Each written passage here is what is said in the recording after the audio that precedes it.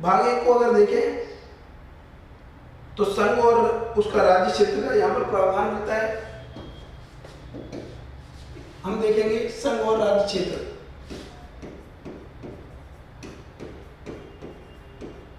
संघ एवं राज्य क्षेत्र, union and it's territories, union and it's territories, union and it's territories देखेंगे पहले, उसके बाद फिर हम नागरिकता देखेंगे और मूल अधिकारों की चर्चा करेंगे। तो सबसे पहले संघ एवं राज्य क्षेत्र की चर्चा कर लेते हैं।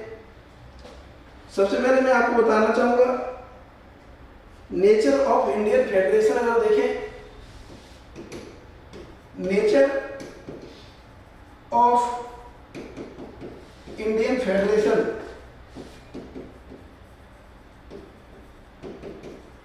नेचर ऑफ इंडियन फेडरेशन को अगर देखें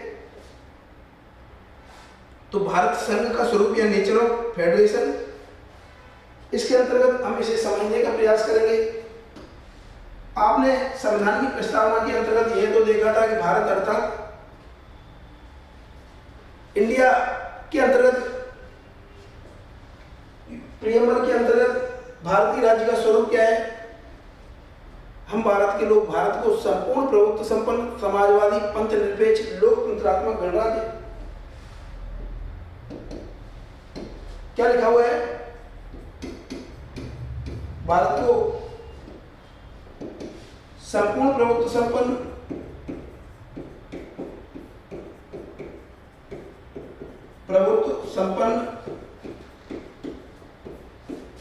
समाजवादी पंथ निरपेक्ष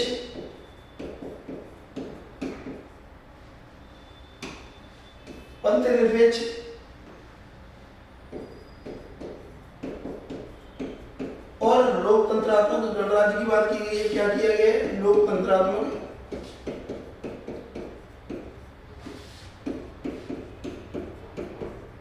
गणराज्य, संपूर्ण प्रभुत्व संपन्न समाजवादी पंथ निरपेक्ष लोकतंत्रात्मक गणराज्य का प्रावधान हमारी प्रस्तावना में किया गया है। लेकिन आखिरकार हमारी व्यवस्था कैसे होगी, व्यवस्था कैसे संचालित होगी? आखिरकार जो लोकतंत्रात्मक प्रवृत्ति है इसका विस्तार कैसे होगा? इसको आर्टिकल 1 में कहीं ना कहीं दिखाया गया है। क्या लिखा हुआ है आर्टिकल 1 में? भारत अर्थात इंडिया क्या होगा? राज्यों का संघ होगा। आर्टिकल 1 में क्या लिखा हुआ है? भारत अर्थात इंडिया, भारत अर्थात इंडिया राज्यों का संघ होगा। क्या होगा? भारत अर्थात इंडिया क्या होगा? राज्यों का संघ होगा। भारत अर्थात इंडिया क्या होगा? राज्यों का संघ होगा। भारत अर्थात इंडिया राज्यों का संघ होगा। तो भारत संघ, इसका अर्थ क्या है इसको भी देख लेते हैं। तो पहले देखेंगे अर्थ, देखेंगे अर्थ क्या है आखिरकार?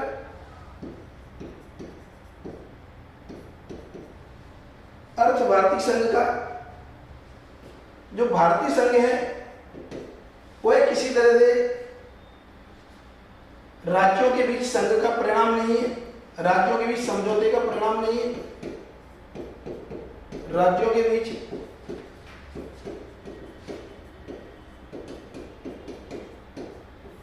समझौते का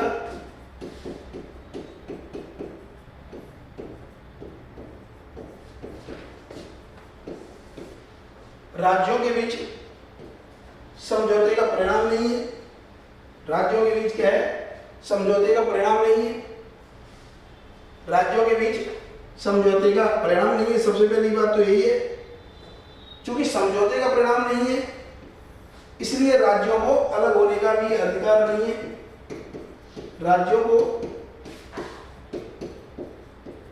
अलग होने का भी अधिकार नहीं है।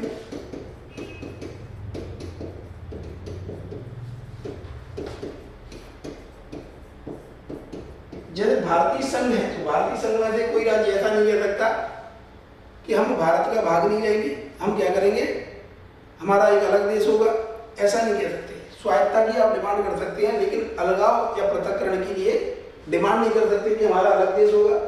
चूंकि समझौते का परिणाम नहीं है, इसलिए उन्हें अलग होने का अधिकार नहीं है। संघ ने राज्यों को अपने अंदर मिलाया था, ना कि राज्यों ने कोई समझौता किया है। तो राज्यों ने संघ को जन्म नहीं दिया है, बल्कि क्या किया है, संघ ने राज्यों को अपने अंदर मिलाया है, एक एकीकरण की भावना स्थापित की है। इसलिए क्या होगा, इसलिए अलग होने का भी अधिकार किसी तरह से नहीं होगा, इसलिए अलग होने का भी अधिकार नहीं है। यह अमेरिकी संघ से अलग है। अब भारतीय संघ को तो देख लिया, अब अमेरिकी संघ से भी ये अलग प्रवृत्ति है। अमेरिकी संघ से अलग प्रवृत्ति दिखाई देती है। अमेरिकी संघ से क्या है, इसकी अलग प्रवृत्ति है। अमेरिकी संघ में क्या हुआ है, क्या कहते हैं अमेरिका को, यूनाइटेड स्टेट्स ऑफ अमेरिका। क्या कहते हैं, यूनाइटेड स्टेट्स ऑफ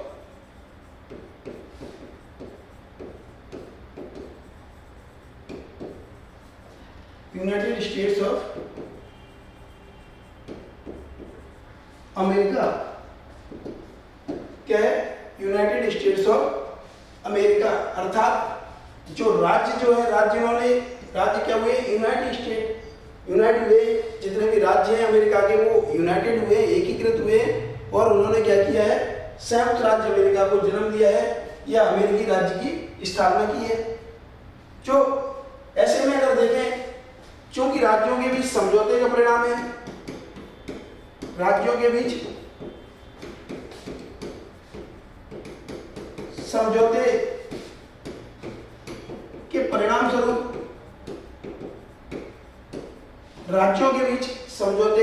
स्वरूप अमेरिकी संघ अस्तित्व में आया है। अमेरिकी संघ अस्तित्व में आया है। अमेरिकी संघ अस्तित्व में आया है। इसलिए उन्हें अलग होने का भी अधिकार है।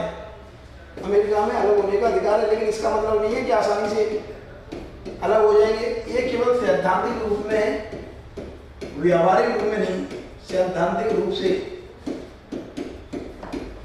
व्यवहार में ऐसा संभव नहीं है, व्यवहार में ऐसा संभव नहीं है। अमेरिकी संघ से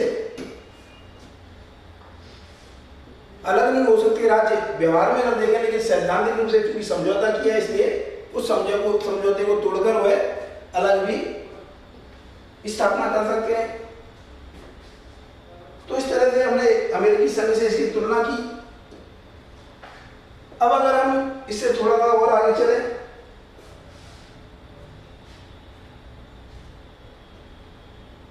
तो कुछ आर्टिकल को देख लेते हैं। आर्टिकल 1 क्या है, भारतीय संविधान के अनुच्छेद देख लेते हैं, प्रावधान देख लेते हैं। आर्टिकल 1 क्या लिखा हुआ है, आर्टिकल 1 में भारत अर्थात इंडिया राज्यों का संघ होगा। भारत अर्थात इंडिया राज्यों का संघ होगा। किसका संघ होगा, राज्यों का। ध्यान रखिए, भारत अर्थात इंडिया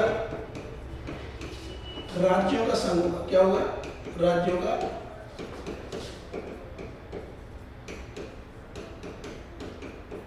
संघ होगा। भारत अर्थात इंडिया क्या होगा, राज्यों का संघ होगा। Union of states, union of states होगा। क्या होगा, राज्यों का संघ होगा। एक तरफ इंग्लिश में आप देखिए, इंग्लिश में क्या लिखा हुआ है, संघ, और हिंदी में क्या लिखा हुआ है, हिंदी में क्या लिखा हुआ है संघ और इंग्लिश में क्या लिखा हुआ है राज्य, सॉरी भारत अर्थात इंडिया राज्यों का संघ होगा, हिंदी में लिखा हुआ है संघ और इंग्लिश में लिखा हुआ है यूनियन। तो एक तरफ संघ लिखा हुआ है और एक तरफ क्या है यूनियन। इसका अर्थ क्या हुआ, इसका अर्थ यही हुआ कि भारतीय संघ में एक तो समानता वाले लक्षण देखने को मिलते हैं और दूसरी तरफ क्या है राज्यों के बीच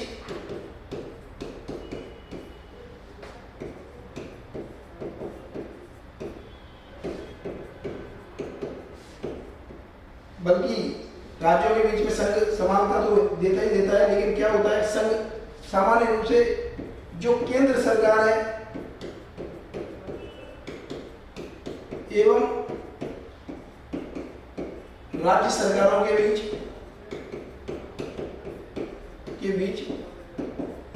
एक समानता का भाव दिखाई देता है। क्या दिखाई देता है, समानता का भाव दिखाई देता है। अर्थात दोनों के अपने अपने अलग कार्य क्षेत्र हैं, दोनों स्वायत्त स्वतंत्र होकर कार्य करते हैं। सामान्य रूप से 3 सूचियां हैं, कौन कौन सी, संघ सूची, राज्य सूची और समवर्ती सूची। संघ सूची, राज्य सूची और समवर्ती सूची। इसमें अपना अपना कार्य क्षेत्र क्या है, कार्य क्षेत्र यहां पर इनका स्वायत्त दिखाई देता है, स्वायत्त कार्य क्षेत्र दिखाई देता है, स्वायत्त कार्य क्षेत्र इनका दिखाई देता है। क्या दिखाई देता है, एक स्वायत्त कार्य क्षेत्र दिखाई देता है।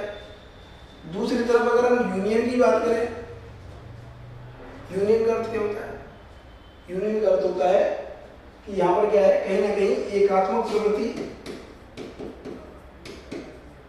या यहां पर क्या है, संघ अधिक शक्तिशाली है, संघ अधिक, संघ क्या है, शक्तिशाली है, संघ अधिक यहां पर शक्तिशाली दिखाई देता है, एकात्मक प्रवृत्ति है। संघ यहां पर क्या है, अधिक शक्तिशाली दिखाई देता है। जैसे अगर उदाहरण के रूप में देखें तो राज्यपाल का पद है,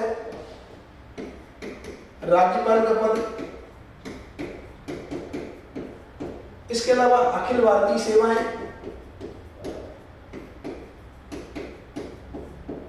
अखिल भारतीय सेवाएं, इसके अलावा राष्ट्रीय आपातकाल के समय, राष्ट्रीय आपातकाल, इसके अलावा राज्यों में राष्ट्रपति शासन, राष्ट्रपति शासन, ये व्यवस्थाएं आखिरकार क्या दिखाती है, ये व्यवस्थाएं क्लियरली यही दिखाती हैं, ये व्यवस्थाएं क्लियरली यही बताती हैं कि संघ अधिक शक्तिशाली है, कहीं ना कहीं शक्तियां किस तरफ झुकी हुई है, संघ की तरफ झुकी हुई है। तो संघ वर्सेस यूनियन की बात आ गई तो एक तरफ बराबरी का भाव दिखाई देता है और संघ और राज्यों के बीच में, और दूसरी तरफ संघ की तरफ शक्तियां अधिक झुकी हुई है। इस तरह से भी हम भारत में प्रवृत्तियों को देख सकते हैं। भारत अर्थात इंडिया क्या होगा, राज्यों का संघ होगा। अर्थात इसमें क्या है, एक तरफ संघात्मक प्रवृत्तियां भी हैं, संघात्मक प्लस एकात्मक दोनों ही प्रवृत्तियां दिखाई देती हैं, एकात्मक प्रवृत्तियां। और व्यावहारिक रूप से जब भी हम अपनी संवैधानिक व्यवस्था की बात करते हैं तो हम कहते हैं कि सहयोगी संघवाद है। भारत में क्या है, भारत में सहयोगी संघवाद है, सहयोगी संघवाद या कोऑपरेटिव फेडरलिज्म है। क्या है, एक कोऑपरेटिव फेडरलिज्म की व्यवस्था दिखाई देती है, क्योंकि इसके कुछ लक्षण आप देख सकते हैं। भारत में क्या है, भारत में देखिए सहकारी संघवाद या सहयोगी संघवाद हमारे यहाँ पर है, क्योंकि दोनों ही दो स्तर की सरकारें हैं और अपने कार्य क्षेत्र में दोनों स्वायत्त हैं। भारत में क्या है, सहयोगी संघवाद है। संघ और राज्य क्या करते हैं, एक दूसरे को सहयोग करते हुए सामान्य तौर पर आगे बढ़ते हैं। इसलिए हम कहते हैं कि एक सहकारी या सहयोगी संघवाद है। सहयोग विकसित किया जाता है, ना कि कोई कॉन्फ्लिक्ट लेकिन व्यवहार में अगर देखें कि आखिरकार संघवाद क्या होता है, संघवाद की क्या विशेषताएं होती हैं, तो संघवाद के 4 प्रमुख लक्षण दिखाई देते हैं कि कम से कम 2 स्तर की सरकारें, कम से कम 2 स्तर की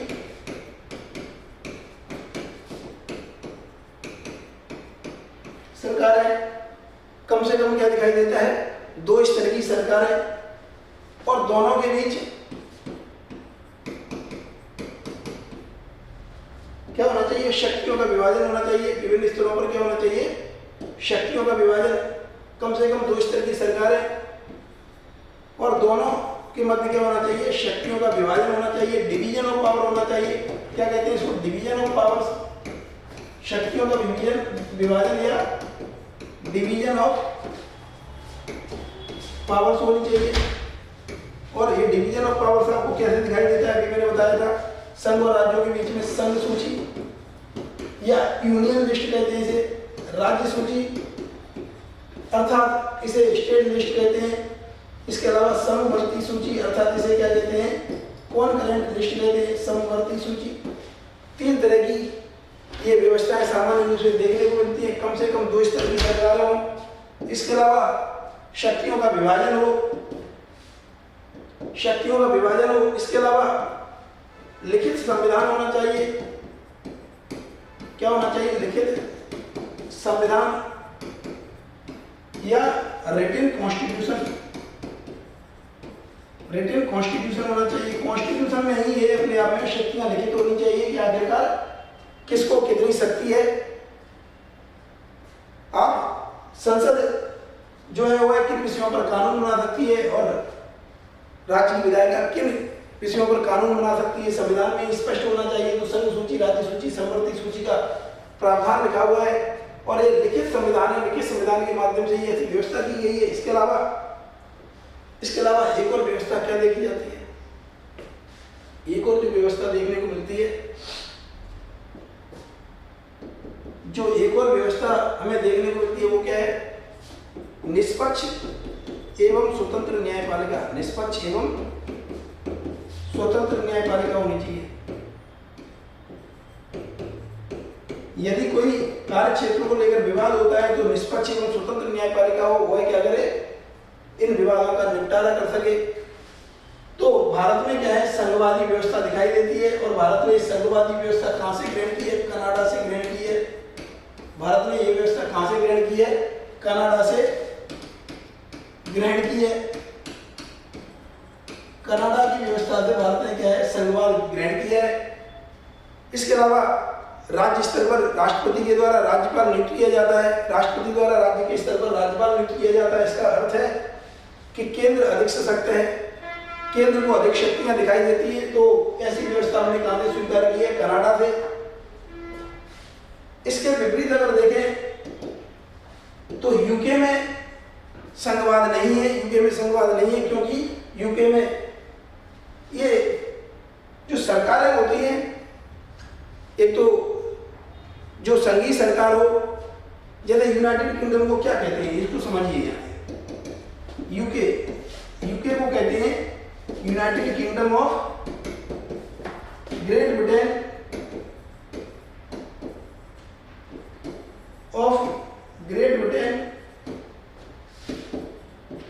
एंड नॉर्दर्न आयरलैंड,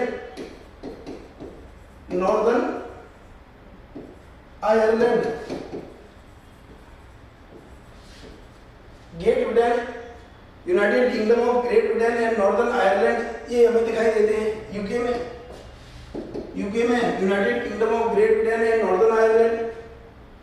तो वहां पर क्या है, यूके की जो पार्लियामेंट है, संसद है,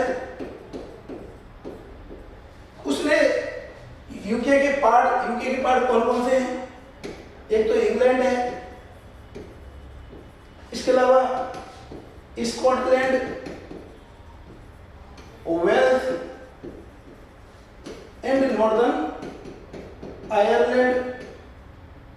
क्या है, इसको और स्पष्ट कर देता हूं, नॉर्दर्न आयरलैंड है, नॉर्दर्न आयरलैंड। ये इसके कंपोजिशन में है। तो यूके की संसद ने क्या किया है, इंग्लैंड को छोड़कर स्कॉटलैंड, वेल्स और नॉर्दर्न आयरलैंड इनको क्या किया है, शक्ति दी है। शक्तियां क्या की है, डिवॉल्व की है। शक्तियां क्या की है, डिवॉल्व की है। और इसे क्या कहते हैं, डिवॉल्यूशन ऑफ पावर। शक्तियां दी हैं, अर्थात स्कॉटलैंड, वेल्स और नॉर्दर्न आयरलैंड और यूके, इन दोनों में बराबरी का स्तर नहीं है। यूके की संसद ने इनको शक्तियां दी हैं और अधिनियम बनाकर शक्तियां वापस भी ले सकती है। डिवॉल्यूशन ऑफ पावर का अर्थ यही होता है कि जो केंद्रीय सत्ता होती है या केंद्रीय संसद होती है, केंद्रीय स्तर पर जो भी विधायिका हो या सरकार हो, वह क्या करेगी, शक्तियां प्रदान करेगी और कभी भी शक्तियों को वापस ले सकती है कानून इत्यादि के माध्यम से। तो यूके में क्या है, डिवॉल्यूशन ऑफ पावर्स है, जबकि भारत में क्या है, डिवीजन ऑफ पावर्स का कॉन्सेप्ट है। इसलिए भारत में क्या है, संघवाद है। भारत में लिखित संविधान है, इसलिए भी यहाँ पर संघवाद है। ब्रिटेन में लिखित संविधान नहीं है, कोडिफाइड कॉन्स्टिट्यूशन नहीं है, बल्कि क्या है, ब्रिटेन में अनकोडिफाइड कॉन्स्टिट्यूशन, अनरिटन कॉन्स्टिट्यूशन हमें दिखाई देता है। इसलिए यूके में क्या है, यूके में संघवादी व्यवस्था नहीं है। यूके में क्या है, कॉन्स्टिट्यूशनल मोनार्की की व्यवस्था दिखाई देती है। यूके में कॉन्स्टिट्यूशनल मोनार्की की व्यवस्था दिखाई देती है। यहाँ पर पार्लियामेंट्री डेमोक्रेसी की व्यवस्था दिखाई देती है। तो कॉन्स्टिट्यूशनल मोनार्की या संविधान में ही राजशाही को स्वीकार किया गया है, वहां पर संवैधानिक राजशाही है। लेकिन भारत में क्या है, भारत में है संसदीय लोकतंत्र और भारत में क्या है, संघवादी व्यवस्था। संघ और राज्यों के बीच में एक समानता का, बराबरी का एक स्तर माना जाता है सामान्य रूप से। इसलिए हम कहते हैं कि संघवाद भारत में अधिक व्यापक है और इन सारे तत्वों के माध्यम से स्पष्ट रूप से देखा जा सकता है।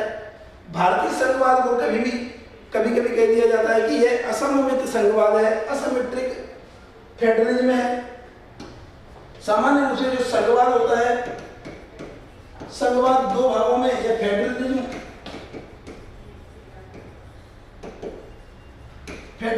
दो पार्ट में देखा जा सकता है। एक तो असममित संघवाद और दूसरा क्या है, असममित संघवाद के अलावा सममित संघवाद है। क्या है, सममित संघवाद है, अर्थात असिमेट्रिक फेडरलिज्म। दो तरह के फेडरलिज्म दिखाई देते हैं, एक तो असिमेट्रिक फेडरलिज्म और दूसरा सिमेट्रिक फेडरलिज्म। अर्थात इसमें क्या होता है, जो प्रादेशिक इकाइयां होती हैं या जो राज्य होते हैं, या राज्यों को,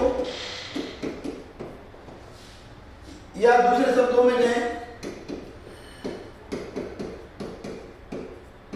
राज्य जो भी हैं, उनको बराबर शक्तियां नहीं होती हैं,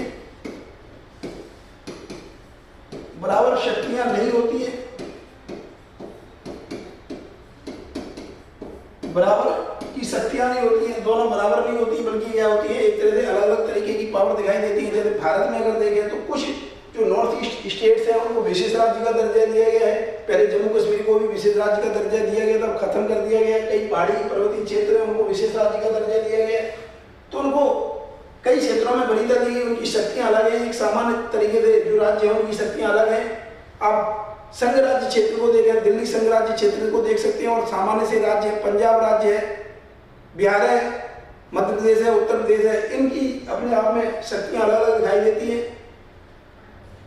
दिल्ली में आप देखिए, दिल्ली में अरविंद केजरीवाल जी की सरकार है, आम आदमी पार्टी की सरकार है, और यही आम आदमी पार्टी की सरकार पंजाब में भी है। लेकिन पंजाब में आप देखिए स्वायत्त है, एक राज्य की तरह वह अपने आप में ट्रीट की जाती है, उसे बराबरी का दर्जा दिया जाता है। लेकिन संघ राज्य क्षेत्र होने के कारण हमेशा राजनीतिक तरीके से कॉन्फ्लिक्ट देखा जाता है, असहमति देखने को मिलती है, टकराव देखा जाता है संघ और दिल्ली केंद्र शासित प्रदेश के बीच।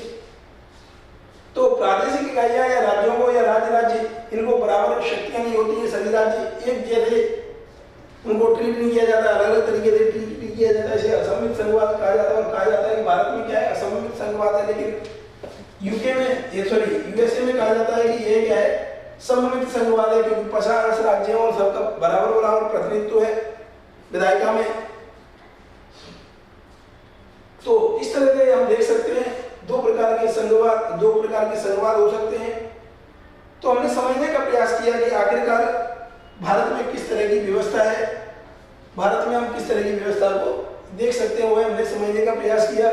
तो आर्टिकल 1 को हमने समझा कि भारत अर्थात इंडिया क्या होगा, राज्यों का संघ होगा। अब यहाँ पर राज्यों के संघ में एक चीज बात और आ जाती है, भारत क्या है, आर्टिकल 1, भारत अर्थात इंडिया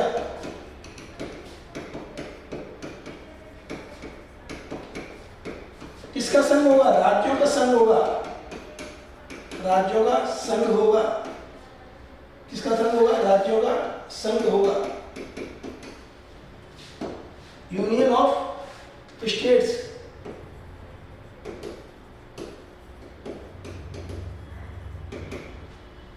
यूनियन ऑफ स्टेट्स अर्थात जो भारत है, भारत जो यूनियन है वो किसका है, स्टेट्स का है, राज्यों का नहीं है। भारत क्या है, यूनियन क्या है, स्टेट्स का है, राज्यों का नहीं है। राज्यों का यूनियन है, संघ राज्य क्षेत्र इसमें नहीं आएंगे। तो एक तरफ यूनियन की अगर बात करें तो संघ में क्या क्या आएंगे, केवल स्टेट्स आएंगे, राज्य आएंगे,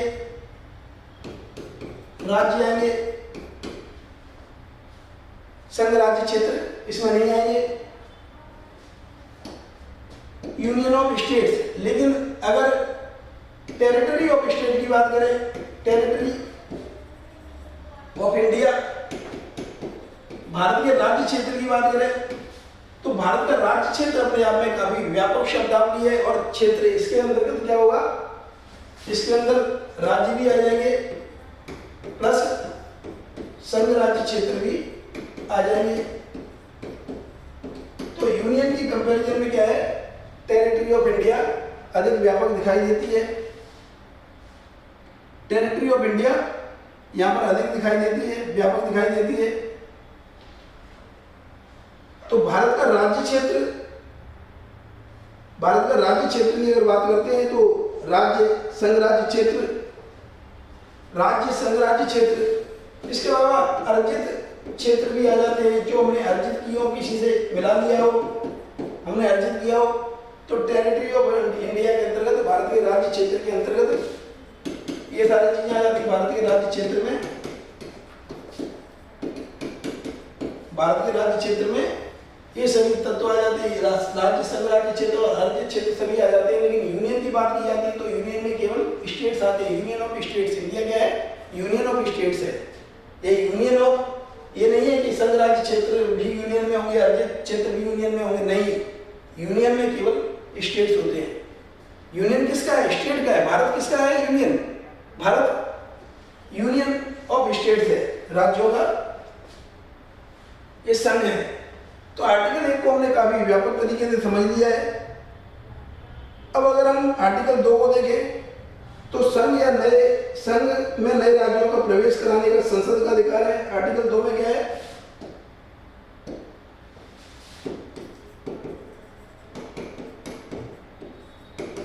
आर्टिकल 2 में क्या है, आर्टिकल 2 में है संघ में नए राज्यों का प्रवेश कराने का अधिकार। संघ में नए राज्यों के प्रवेश का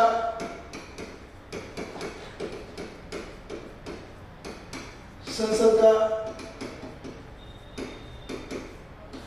अधिकार। संघ में नए राज्यों के प्रवेश का अधिकार है, संघ में नए राज्यों के प्रवेश का संसद का अधिकार है। किसका अधिकार है, संसद का अधिकार है। तो नए राज्यों को प्रवेश कराया जा सकता है। आर्टिकल 3 का देखें तो नाम सीमा क्षेत्र में परिवर्तन का प्रावधान किया गया है। ऐसे विधेयक को लाने के लिए राष्ट्रपति की पूर्व सिफारिश आवश्यक है। आर्टिकल 3 नाम, सीमा, क्षेत्रफल इन सब में परिवर्तन का क्या है, प्रावधान किया गया है। नाम, सीमा, क्षेत्रफल में परिवर्तन का अधिकार आप देख सकते हैं किसमें, आर्टिकल 3 में। आर्टिकल 3 में ऐसा प्रावधान किया गया है, नाम, सीमा या क्षेत्रफल में परिवर्तन का प्रावधान किया गया है। नए राज्यों का निर्माण और वर्तमान राज्यों के क्षेत्र, सीमा और नामों में परिवर्तन। नए राज्यों का निर्माण, नए राज्यों के निर्माण का यहाँ पर प्रावधान मिल जाता है। वर्तमान राज्यों के क्षेत्र, सीमा,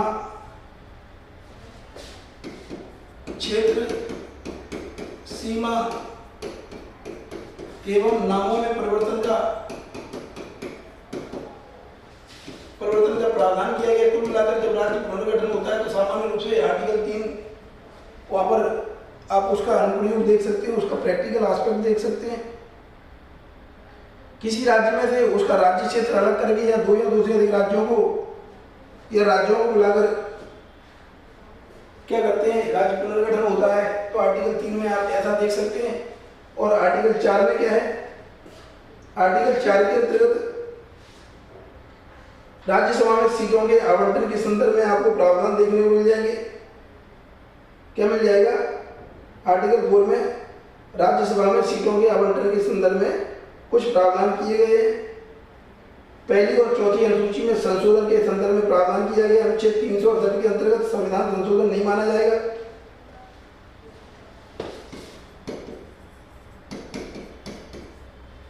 आर्टिकल 4 में क्या लिखा हुआ है, पहली और चौथी अनुसूची में संशोधन के संदर्भ में प्रावधान है। पहली एवं चौथी अनुसूची में संशोधन करना होगा। पहली और चौथी अनुसूची में क्या करना होगा, हमें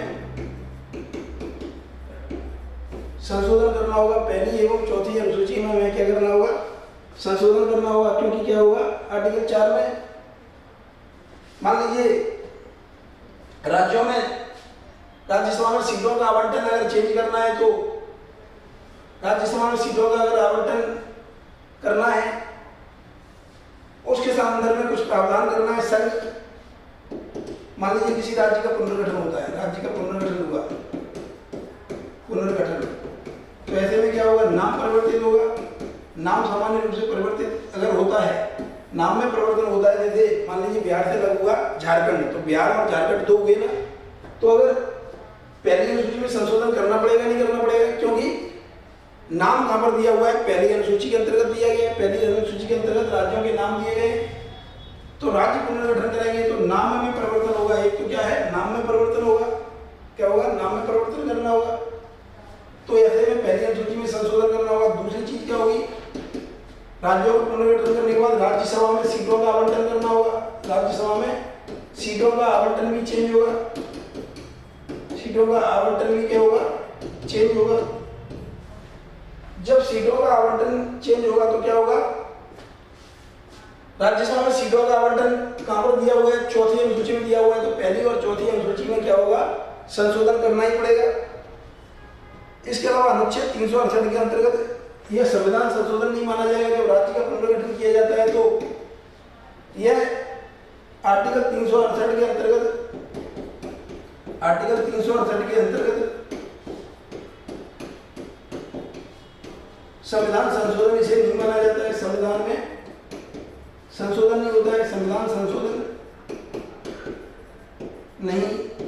आप देखिए बिहार से झारखंड अलग किया गया, मध्य प्रदेश से छत्तीसगढ़ अलग किया गया है, तो वहां पर क्या होता है, सामान्य रूप से संविधान संशोधन विधेयक उसके लिए नहीं आता है। संविधान में संशोधन करने के लिए अलग से विधेयक नहीं लाया जाता है।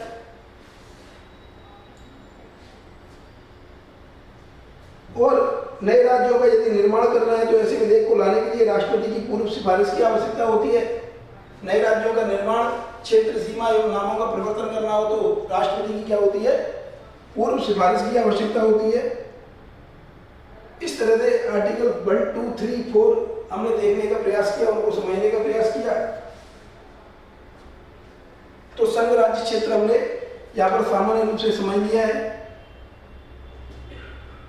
नागरिकता को देखने का प्रयास करेंगे। आखिरकार नागरिक जो निवासी होते हैं किसी भी देश में, अब भाग 2 को अगर देखें, भाग 2 आर्टिकल 5 से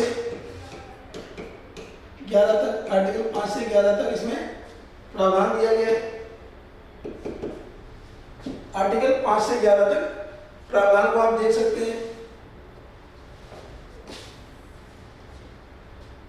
इसमें नागरिकता के संदर्भ में प्रावधान है। किसके संदर्भ में प्रावधान है? नागरिकता या सिटीजनशिप के बारे में प्रावधान है। तो इसको समझने के लिए पहले हमें निवासियों को देखना होगा। निवासी सामान्य रूप से 2 प्रकार के हो सकते हैं। भारत में मान लीजिए निवासी हैं, तो निवासी एक तो हमारे देश के नागरिक हो सकते हैं, एक तो नागरिक हो सकते हैं और दूसरे कैसे हो सकते हैं? विदेशी हो सकते हैं, फॉरेनर हो सकते हैं। कई फॉरेनर भी तो भारत में रह रहे होंगे, हो सकता है एजुकेशन के लिए, हो सकता है हेल्थ के पर्सपेक्टिव से आए हो, या हो सकता है कि यहाँ पे और अन्य उद्देश्यों से रह रहे हो। तो निवासी 2 प्रकार के हो सकते हैं, एक तो नागरिक और दूसरा क्या हो सकते हैं? विदेशी। ये देश के स्थायी सदस्य होते हैं। नागरिक क्या होते हैं? देश के स्थायी सदस्य होते हैं।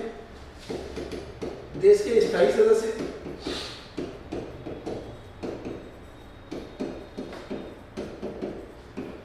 इन्हें विदेशियों की तुलना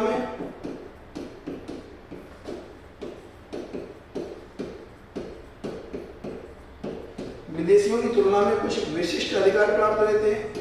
विशिष्ट अधिकार प्राप्त होते हैं। क्या होते हैं? विशिष्ट अधिकार प्राप्त होते हैं। विदेशियों की तुलना में विशिष्ट अधिकार इसमें प्राप्त होते हैं। विदेशियों की तुलना में इन्हें विशिष्ट अधिकार प्राप्त रहते हैं। कुछ सामाजिक और राजनीतिक अधिकार इन्हें जन्म से मिल जाते हैं। कुछ सामाजिक एवं राजनीतिक अधिकार, सामाजिक हो, राजनीतिक हो, आर्थिक हो, सामाजिक और राजनीतिक अधिकार इन्हें क्या होते हैं? जन्म से मिल जाते हैं। लेकिन जो विदेशी होते हैं, विदेशियों के संदर्भ में या देश के स्थायी सदस्य नहीं होते हैं। देश के क्या होते हैं? ये अस्थायी सदस्य, देश में अस्थायी रूप से रह रहे होते हैं। अस्थायी निवासी होते हैं। कैसे होते हैं? अस्थायी निवासी होते हैं।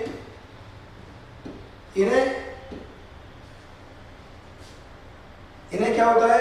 नागरिकों की तुलना में कम अधिकार रहते हैं। नागरिकों की तुलना में बहुत कम अधिकार होते हैं। नागरिकों की तुलना में इन्हें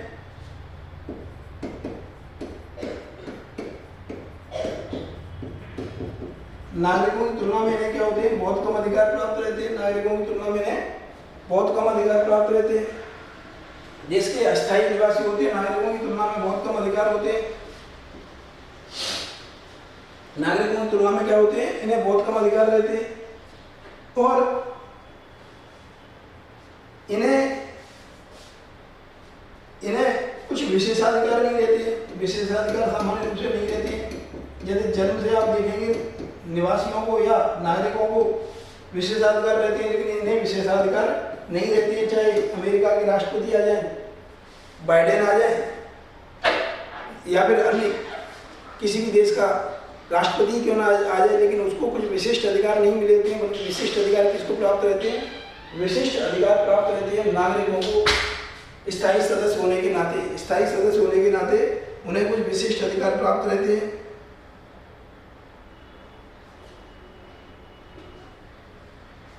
इन्हें अगर नागरिकता प्राप्त करनी है तो ये आवेदन कर सकते हैं। आवेदन के आधार पर इन्हें नागरिकता, और जबकि इन्हें देखिए, इन्हें क्या होता है? जन्म से ही नागरिकता मिल जाती है। जो नागरिक होते हैं वो जन्म से ही सदस्य बन जाते हैं किसी हमारे देश के। भारत में नागरिकता अधिनियम 1955 है। भारत में नागरिकता अधिकार 1955 है। और नागरिकता अधिकार 1955 में क्या है? नागरिकता अधिनियम 1935।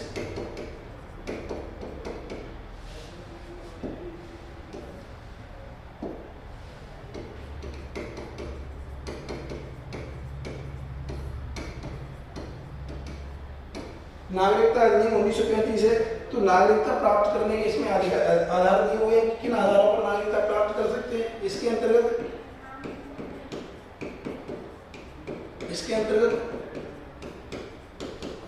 नागरिकता प्राप्त करने के आधारों का उल्लेख है। किन किन आधारों पर आखिरकार हम नागरिकता प्राप्त कर सकते हैं, इसका उल्लेख किसमें है? नागरिकता अधिनियम में है। इसमें वंशानुगत पंजीकरण या देशीकरण या समावेलन, जन्म के आधार पर नागरिकता मिल सकती है। जन्म के आधार पर नागरिकता, वंशानुगत रूप से नागरिकता,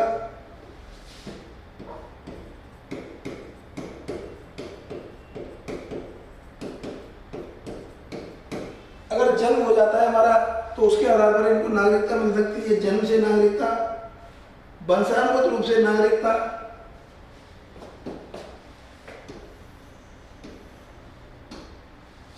जन्म से नागरिकता,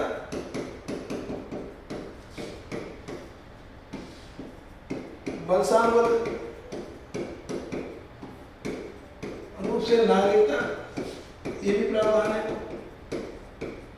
वंशानुगत रूप से भी नागरिकता मिल सकती है। और कौन सा आधार है? पंजीकरण के द्वारा, देशीकरण के द्वारा, पंजीकरण या रजिस्ट्रेशन,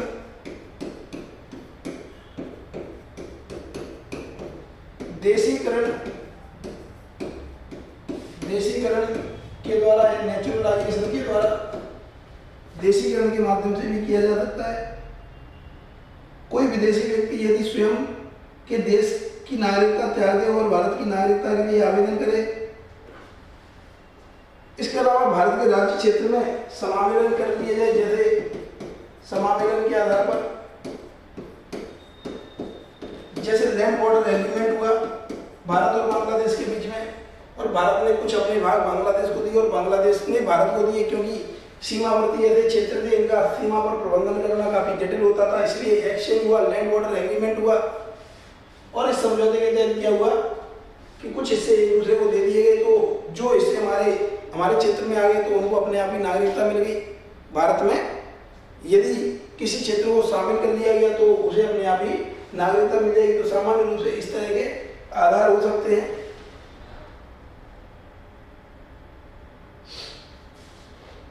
तो जन्म से नागरिकता प्राप्त कर सकते हैं, वंशानुगत रूप से, पंजीकरण द्वारा, देशीकरण द्वारा। इसके अलावा भारत के राज्य क्षेत्र में अगर किसी को मिला लिया जाता है तो इसके आधार पर भी क्या हो सकती है? इसके आधार पर भी नागरिकता प्राप्त हो सकती है। अब नागरिकता अधिनियम 1955 में नागरिकता समाप्त होने के भी आधार हैं। ये तो प्राप्त करने के आधार हैं, अब समाप्त होने के भी कुछ आधार दिए गए। नागरिकता प्राप्त करने के आधार हैं, इसके अलावा नागरिकता समाप्त होने के आधारों का भी उल्लेख है। नागरिकता समाप्त होने के आधारों का भी उल्लेख है।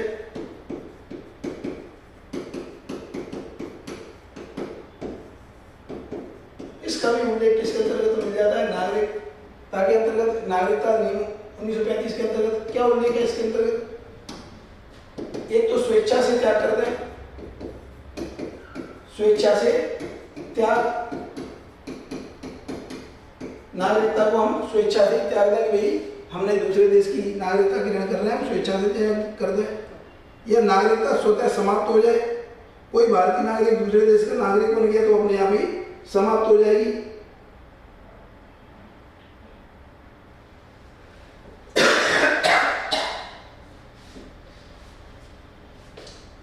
स्वेच्छा से त्याग करें या अपने आप ही ये क्या है? समाप्त हो जाए, स्वतः ही ये समाप्त हो जाए, स्वतः समाप्त हो जाए, स्वतः समाप्त हो जाए, स्वतः क्या है? समाप्त हो जाए। ये क्या है? स्वतः समाप्त हो जाए। इसके अलावा क्या होगा? स्वेच्छा से त्याग करना है, स्वतः समाप्त हो जाए। नागरिकता, नागरिकता क्या है? स्वतः समाप्त हो जाए या नागरिकता को केंद्र सरकार समाप्त कर दे।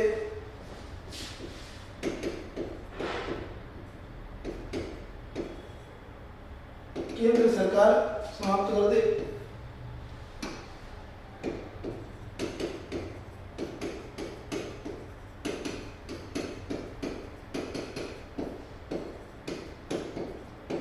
क्या है, केंद्र सरकार समाप्त कर दे। तो इस आधार पर क्या है, इनको समाप्त करने का प्रावधान दिया गया है। केंद्र सरकार तब समाप्त करती है जब नागरिकता कपटपूर्ण या धोखे से अर्जित की गई है, यदि उसने भारत के संविधान के प्रति अविश्वास दिखाया है किसी व्यक्ति ने, यदि युद्ध के दौरान उसने दूसरे देश को सहायता पहुंचाई है, गोपनीय सूचना दी हो, यदि कोई व्यक्ति भारत से लगातार 7 वर्ष तक क्या है बाहर रह रहा हो, तब भी क्या होता है, तब भी सामान्य रूप से आप देखेंगे तब भी उसकी नागरिकता को समाप्त किया जा सकता है। केंद्र सरकार कब समाप्त कर सकती है, जब कपटपूर्ण या धोखे से अर्जित की गई हो। कब समाप्त कर सकती है केंद्र सरकार, जब कपटपूर्ण या धोखे से अर्जित किया जाए तब इसे समाप्त किया जा सकता है, तब इसे समाप्त किया जा सकता है। कपटपूर्ण एवं धोखे से अर्जित किया जाए तब समाप्त किया जा सकता है। कपटपूर्ण या धोखे से अर्जित किया जाए तब क्या होगा, तब भी इसे समाप्त किया जा सकता है। या युद्ध में क्या किया जाए, युद्ध में दूसरे का सहयोग दिया जाए, युद्ध में दूसरे देश को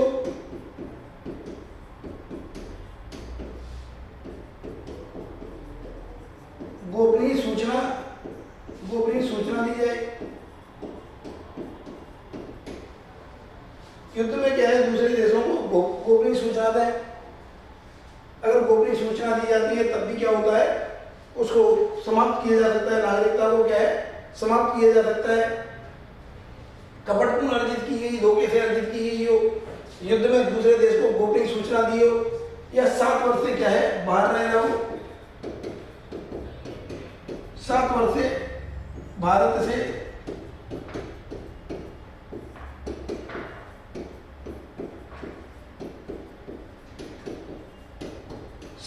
क्या है और भारत से बाहर रह रहा हो, 7 वर्ष से वह क्या है भारत से बाहर रह रहा हो, संविधान के प्रति यदि वह अविश्वास दिखाता है तब भी समाप्त की जा सकती है।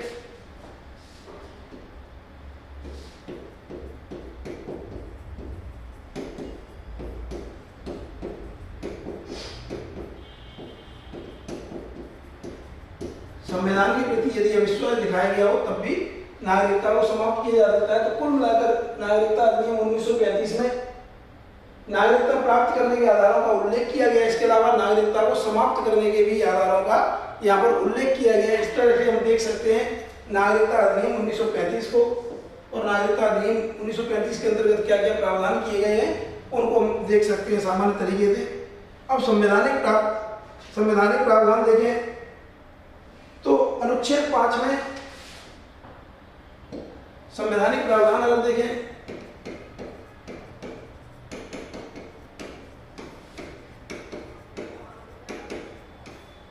तो अधिवास के आधार पर क्या होना चाहिए,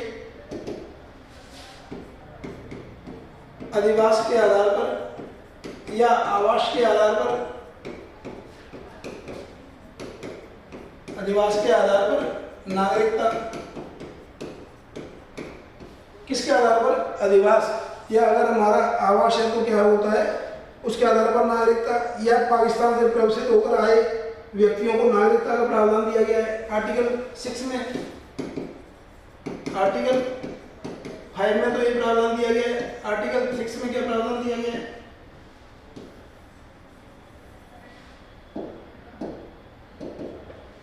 आर्टिकल 5 में ये दिया गया है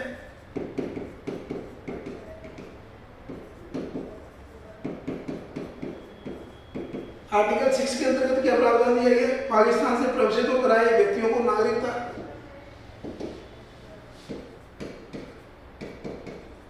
पाकिस्तान से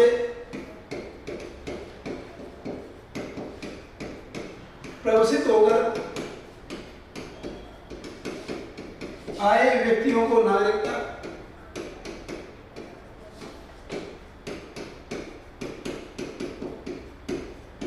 पाकिस्तान से प्रवासित हुए व्यक्तियों को भी नागरिकता के संदर्भ में आर्टिकल 6 में प्रावधान दिया गया है। इसके अलावा आर्टिकल 7 में पाकिस्तान को प्रवासित होकर जाने वाले व्यक्तियों की नागरिकता,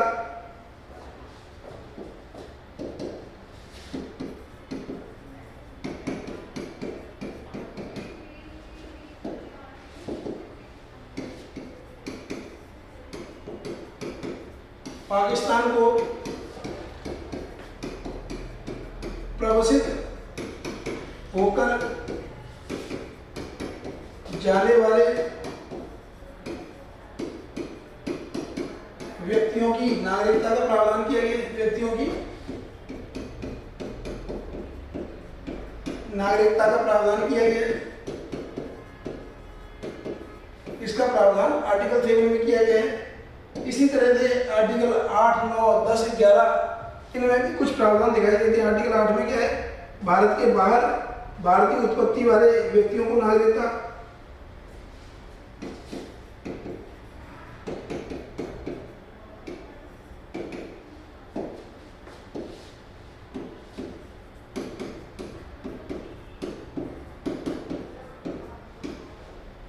तो भारत के बाहर भारतीय उत्पत्ति वाले व्यक्तियों को नागरिकता।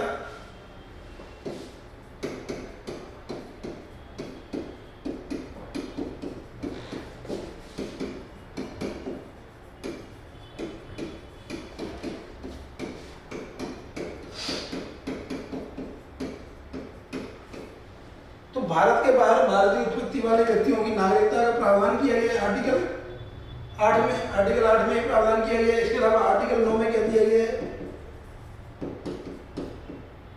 आर्टिकल 9 में यदि कोई व्यक्ति स्वेच्छा से दूसरे की देश की नागरिकता प्राप्त कर ले, यदि कोई व्यक्ति स्वेच्छा से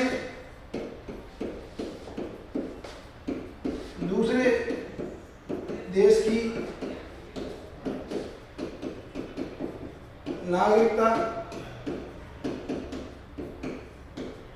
प्राप्त कर ले, यदि कोई व्यक्ति स्वेच्छा से दूसरे देश की नागरिकता प्राप्त कर ले, तब भी क्या होता है, तब भी उसकी नागरिकता जा सकती है। अपने आप उसने क्या किया, दूसरे देश की नागरिकता प्राप्त की और उसकी अपने आप ही नागरिकता यहाँ की समाप्त हो गई। आर्टिकल 9 में, आर्टिकल 10 में क्या है, प्रत्येक व्यक्ति जो भारत का नागरिक है, मान लीजिए कोई व्यक्ति वो भारत का नागरिक बना रहेगा। आर्टिकल 10, प्रत्येक व्यक्ति जो भारत का नागरिक है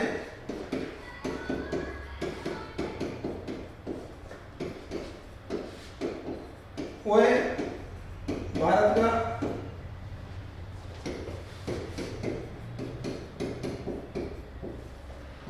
नागरिक बना रहेगा। वह क्या है, भारत का ही नागरिक अपने आप में बना रहेगा, भारत का नागरिक बना रहेगा। आर्टिकल 11 में संसद द्वारा नागरिकता के अधिकार का विनियमन किया जाता है।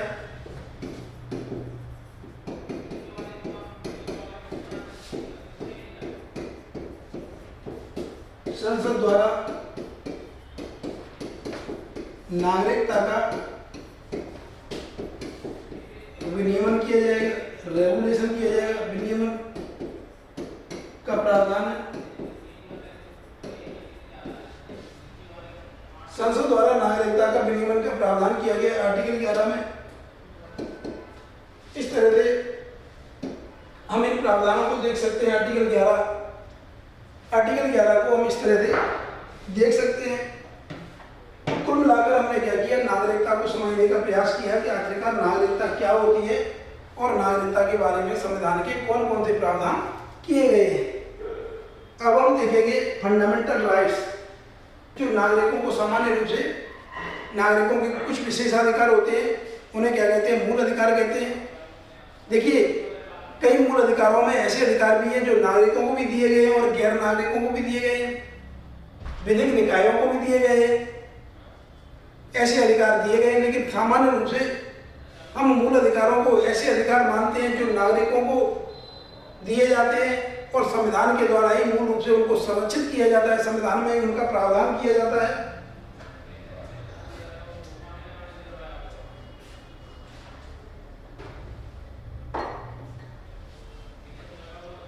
तो अब हम चर्चा करेंगे मूल अधिकारों की कि आखिरकार मूल अधिकार क्या होते हैं।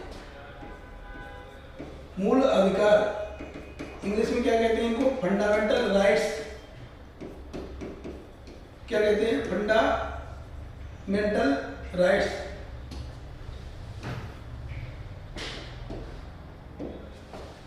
क्या कहते हैं? फंडामेंटल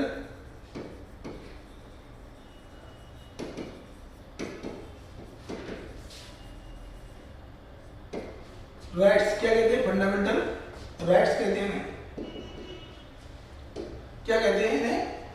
फंडामेंटल राइट्स कहते हैं। फंडामेंटल राइट्स कहते हैं। और फंडामेंटल राइट्स इनको सामान्य रूप से हम कुछ हेडिंग के अंतर्गत समझने का प्रयास करेंगे। फंडामेंटल राइट्स को पहले तो हम अधिकारों को देखेंगे कि आखिरकार अधिकार क्या होते हैं। मूल अधिकार दो शब्दों से मिलकर बने हैं, अर्थात मूल और अधिकार। मूल और अधिकार दो शब्दों से मिलकर बने हैं, मूल और अधिकार। इसका मतलब है फंडामेंटल और राइट्स। क्या और लिखे?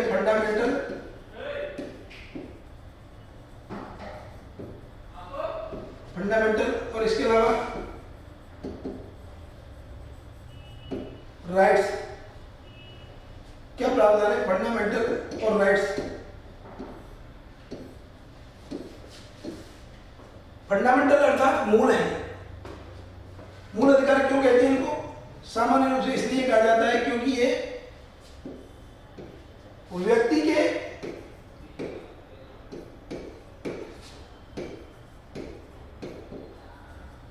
व्यक्ति के मूलभूत जीवन एवं समग्र कल्याण के लिए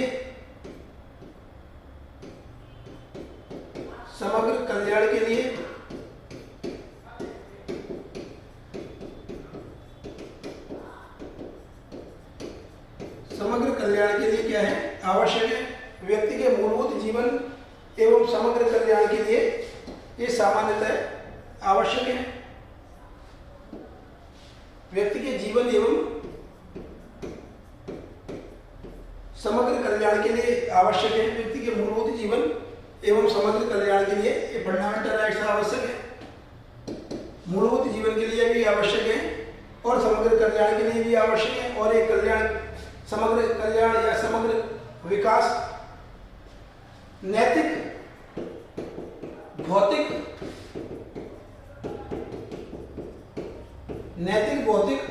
आध्यात्मिक, नैतिक,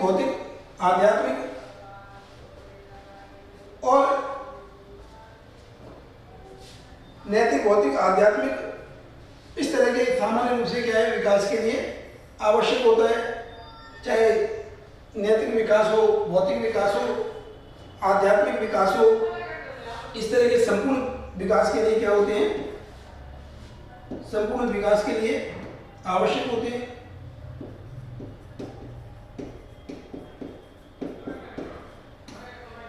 ये इसके लिए आवश्यक होते हैं। इसके अलावा इनको मूल अधिकार इसलिए भी कहते हैं क्योंकि ये लॉ ऑफ लैंड या हमारे देश के संविधान के माध्यम से ही नियंत्रित, देश के संविधान के द्वारा संरक्षण दिया गया। हमारा संविधान ही नहीं क्या करता है? संरक्षण देता है।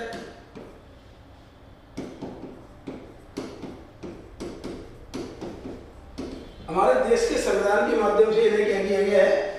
संरक्षण किया गया है। मूल अधिकार होते हैं। क्या होते हैं? मूल अधिकार।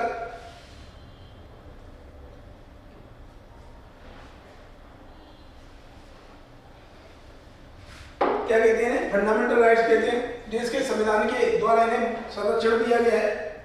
व्यक्ति के मूलभूत जीवन एवं समग्र कल्याण के लिए आवश्यक है।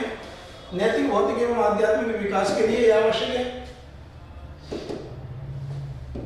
इसके अलावा अब इनको मूल अधिकार की संज्ञा दी गई है क्योंकि हमने देखा कि संविधान के द्वारा ही संरक्षण दिया गया है और व्यक्ति के मूलभूत जीवन के लिए, कल्याण के लिए, व्यक्ति की गरिमा के लिए आवश्यक होते हैं, इसलिए इन्हें मूल अधिकार कहते हैं। अब ठीक है, मूल अधिकार तो कहेंगे, लेकिन अधिकार आखिरकार क्या होते हैं? अधिकार भी तो पता होने चाहिए।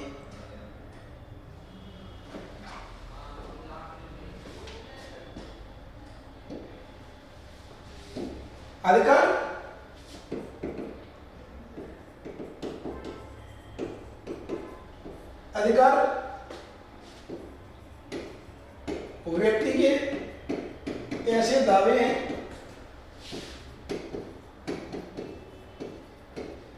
व्यक्ति के ऐसे दावे हैं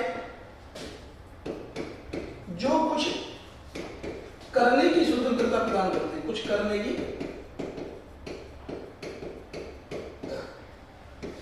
स्वतंत्रता प्रदान करते हैं। Rights are entitlements to perform certain actions. Rights are entitlements to perform certain actions. अधिकार व्यक्ति के ऐसे दावे हैं जो कुछ करने की स्वतंत्रता प्रदान करते हैं, कुछ करने की स्वतंत्रता प्रदान करते हैं। अधिकार व्यक्ति के ऐसे दावे होते हैं, अधिकार व्यक्ति के ऐसे दावे हैं। Rights are entitlement to perform certain actions. अधिकार व्यक्ति के ऐसे दावे हैं जो कुछ करने की स्वतंत्रता प्रदान करते हैं। अधिकारों को सामान्य रूप से हम इस तरह से देख सकते हैं। इसके अलावा अधिकार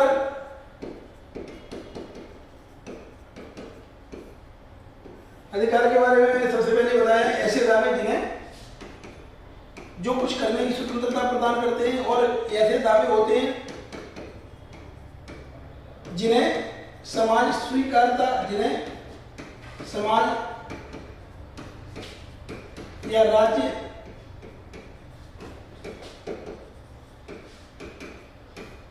स्वीकार करता है। समाज या राज्य को क्या करता है? स्वीकार करता है। ऐसे दावे हैं जिन्हें समाज या राज्य स्वीकार करता है। अधिकार ऐसे दावे हैं जिन्हें समाज या राज्य स्वीकार करता है। समाज या राज्य क्या करता है? स्वीकार करता है, अनुमति देता है। ऐसा नहीं हो सकता कि किसी अधिकार को राज्य के द्वारा न स्वीकार किया जाए, समाज के द्वारा स्वीकार न किया जाए और वो अधिकार बन जाए, ऐसा नहीं बन होगा। देखिए,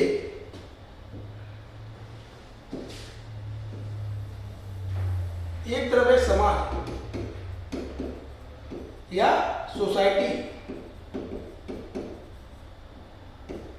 समाज या सोसाइटी, समाज या सोसाइटी, उसके द्वारा कुछ अधिकार क्या किए जाते हैं? प्रदान किए जाते हैं या उन्हें स्वीकार किया जाता है। समाज स्वीकृति देगा, समाज स्वीकृति नहीं देगा तब हम उसे नहीं कहेंगे। या फिर अगर समाज स्वीकृति ना दे तो राज्य स्वीकार्यता दे। दूसरी तरफ क्या है? राज्य या स्टेट, राज्य या स्टेट। तो व्यक्ति है, मान लीजिए कोई व्यक्ति है,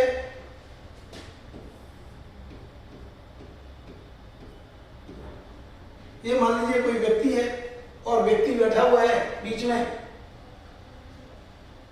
व्यक्ति समाज से रिक्वेस्ट करता है कि भाई हमारे अधिकार हैं, हमारे दावे हैं, कुछ इनको स्वीकार कर लो। समाज स्वीकृति हो सकता है दे दे, हो सकता है क्या है, ये जो व्यक्ति है इसके दावों को या तो समाज स्वीकार कर ले या फिर हो सकता है समाज स्वीकार न करे तो राज्य स्वीकार कर ले। तो हम क्या कहते हैं? ऐसे दावे अधिकार है। जैसे आप देखिए फॉर एग्जाम्पल, जैसे कई एलजीबीटी राइट्स हैं तो समाज स्वीकृति नहीं देता है, लेकिन हमारे सर्वोच्च न्यायालय ने स्वीकार किया है।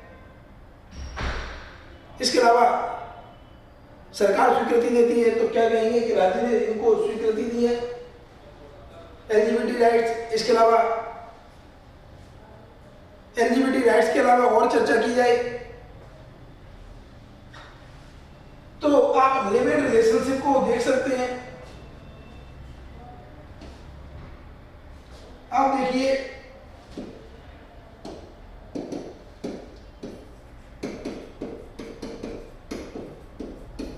लिव इन रिलेशन को सामान्य रूप से समाज सही नहीं मानता है। इसके अलावा एलजीबीटी राइट्स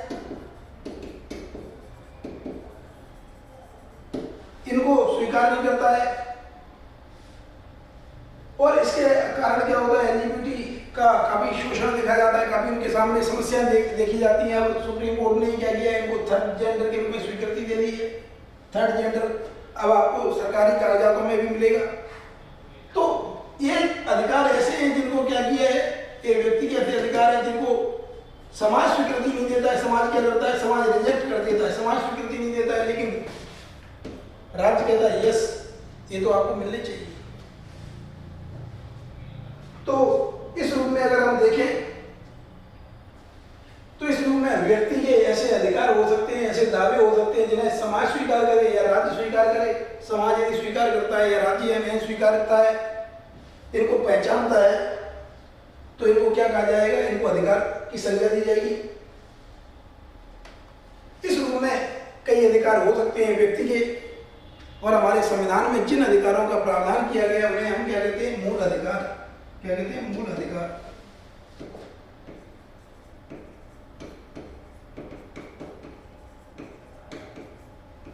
मूल अधिकार या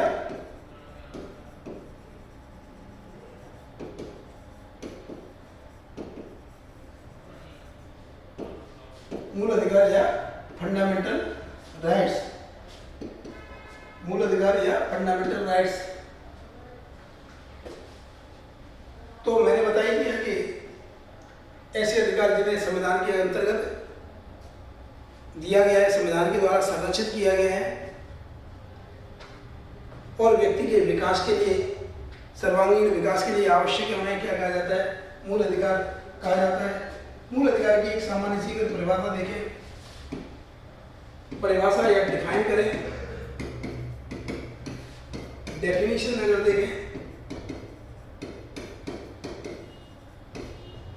परिभाषा या डेफिनेशन के रूप में देखें, परिभाषा या डेफिनेशन के रूप में अगर देखें तो मूल अधिकार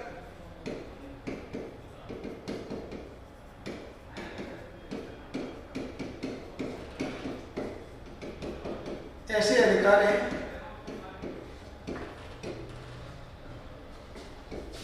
जिन्हें व्यक्ति के सर्वांगीण या समग्र विकास कह सकते हैं। व्यक्ति के समग्र विकास, भौतिक, नैतिक, बौद्धिक,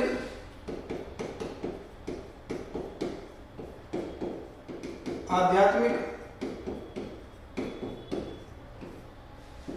व्यक्ति के समग्र विकास के लिए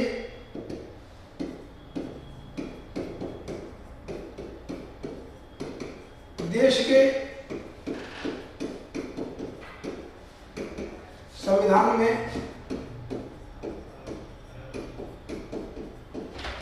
उल्लिखित किया गया। किसमें उल्लिखित किया गया है? देश के संविधान में उल्लिखित किया गया है। एवं जो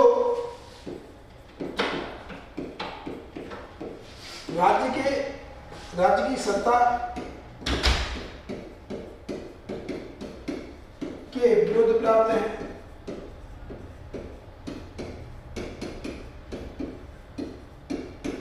अर्थात ये क्या करते हैं? राज्य की सत्ता को सीमित करते हैं। अगर राज्य भी चाहे तो इनका उल्लंघन नहीं कर सकता है। तो मूल अधिकार ऐसे अधिकार हैं जिन्हें व्यक्ति के समग्र विकास अर्थात भौतिक, नैतिक, बौद्धिक, आध्यात्मिक विकास के लिए देश के संविधान में उल्लिखित किया गया है एवं यह राज्य की सत्ता के विरुद्ध प्राप्त है। तो सामान्य रूप से परिभाषा के रूप में हम इसको देख सकते हैं। मूल अधिकारों को हम इस रूप में देख सकते हैं। मूल अधिकारों को हम सामान्य रूप से इस तरह से परिभाषित कर सकते हैं। मूल अधिकारों को हम इस तरह से परिभाषित कर सकते हैं। तो इस तरह से हमने फंडामेंटल राइट्स को देखने का प्रयास किया। फंडामेंटल राइट्स को इस तरह से हमने देखने का और समझने का प्रयास किया है, देखने का प्रयास किया है, समझने का प्रयास किया है। तो मूल अधिकार ऐसे अधिकार होते हैं जिन्हें व्यक्ति के समग्र विकास अर्थात भौतिक, नैतिक, आध्यात्मिक, भौतिक विकास के लिए देश के संविधान में उल्लिखित किया गया है, जो राज्य की सत्ता के विरुद्ध प्राप्त है। राज्य की सत्ता के विरुद्ध इन्हें दिया गया है। और मूल अधिकारों का प्रावधान किसके अंतर्गत किया गया? भाग 3। किसके अंतर्गत किया गया है? भाग 3।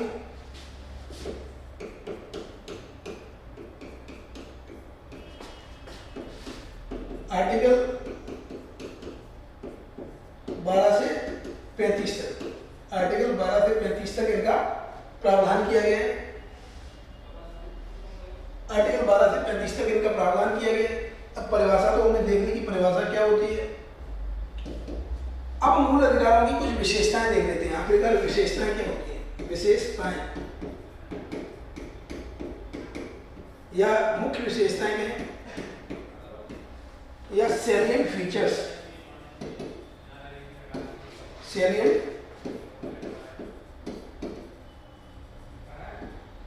सैलिएंट फीचर्स, मुख्य विशेषताएं, सैलिएंट फीचर्स या मुख्य विशेषताएं। तो मुख्य विशेषताएं क्या है? यह है राज्य की सत्ता के विरुद्ध प्राप्त है,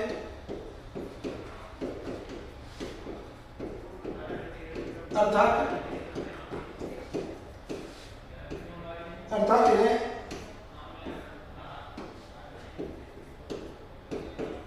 इनका उल्लंघन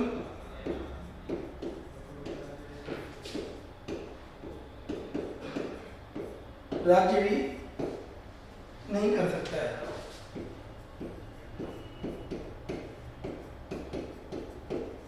इनका उल्लंघन राज्य भी नहीं कर सकता है, सरकार भी इनका किसी तरह से उल्लंघन नहीं कर सकती, इनका अतिक्रमण नहीं कर सकती है। ये राज्य की सत्ता को सीमित करते हैं,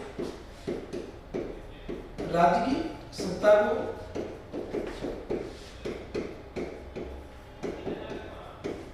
सीमित करते हैं, राज्य की सत्ता को यह सीमित करते हैं। तो हमने मुख्य विशेषताएं सामान्य रूप से देखी, एक तो विशेषता यही होगी। इसके अलावा यह नागरिकों, व्यक्तियों एवं विधिक इकाइयों को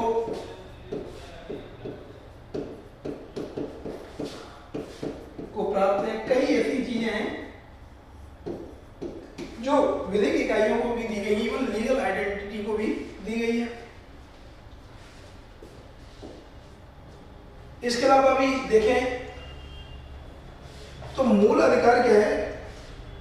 ये मूल संरचना का एक तरह से संविधान की मूल संरचना का पार्ट माना जाता है। मूल अधिकारों को संविधान की मूल संरचना का एक तरह से पार्ट के रूप में देखा जाता है। किसके रूप में देखा जाता है? मूल संरचना के एक पार्ट के रूप में महत्वपूर्ण रूप से देखा जाता है।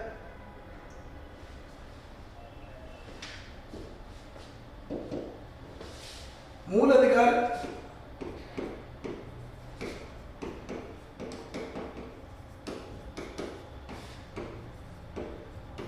संविधान की मूल संरचना,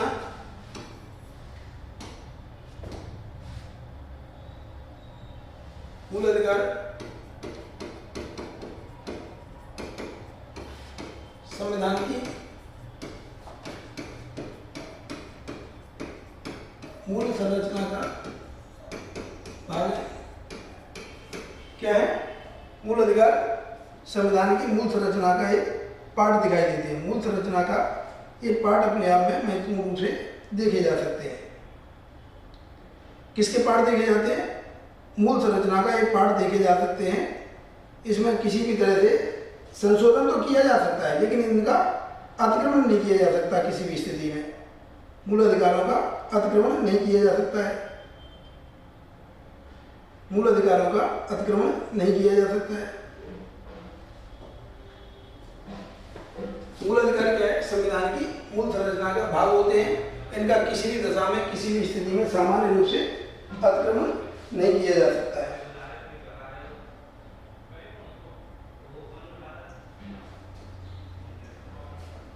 तो इस तरह से हमने क्या किया, इसकी कुछ विशेषताएं देख सकते हैं। इस तरह से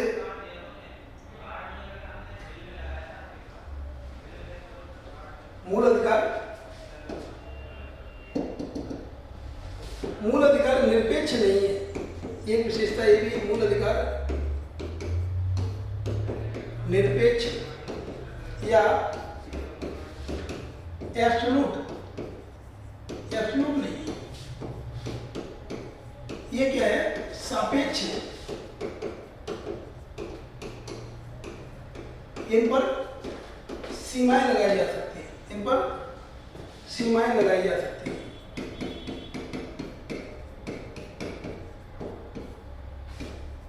जा सकती है। जैसे इन पर सीमाएं लगाई जा सकती हैं। सीमाएं कैसे लगाई जा सकती हैं? मूल अधिकार निरपेक्ष है, सापेक्ष है, इन पर सीमाएं लगाई जा सकती हैं। जैसे आप देखेंगे इन पर सीमाएं लगाई जा सकती हैं, तो सीमाएं कैसे लगाई जा सकती है? आर्टिकल 19(2), 19(3), 19(4) इत्यादि क्या सीमाएं लगाई गई है। अब आर्टिकल 19 में देखेंगे, 19(1) में A B C D E जी इन सब में कई स्वतंत्रताएं दी गई है। तो इनको प्रतिबंधित करने के लिए, ऊपर कुछ सीमाएं लगाने के लिए 19(2), 19(3), 19(4) इत्यादि में कुछ प्रावधान दिए गए हैं। उनको आप सामान्य रूप से देख सकते हैं। तो इस प्रकार हमने मूल अधिकारों को देखने का प्रयास किया। मूल अधिकार क्या है? मूल अधिकार न्याय संगत है या वाद योग्य है। एक विशेषता ये भी होती है, मूल अधिकार क्या है? वाद योग्य, अर्थात इनके उल्लंघन पर आप केस कर सकते हो न्यायालय में। मूल अधिकार वाद योग्य या न्याय योग्य है, अर्थात इन्हें न्यायालय में प्रवर्तित कराया जा सकता है। अर्थात इन्हें न्यायालय में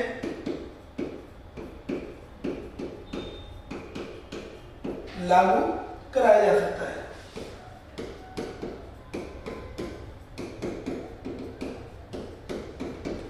ये क्या है? एनफोर्सिबल है,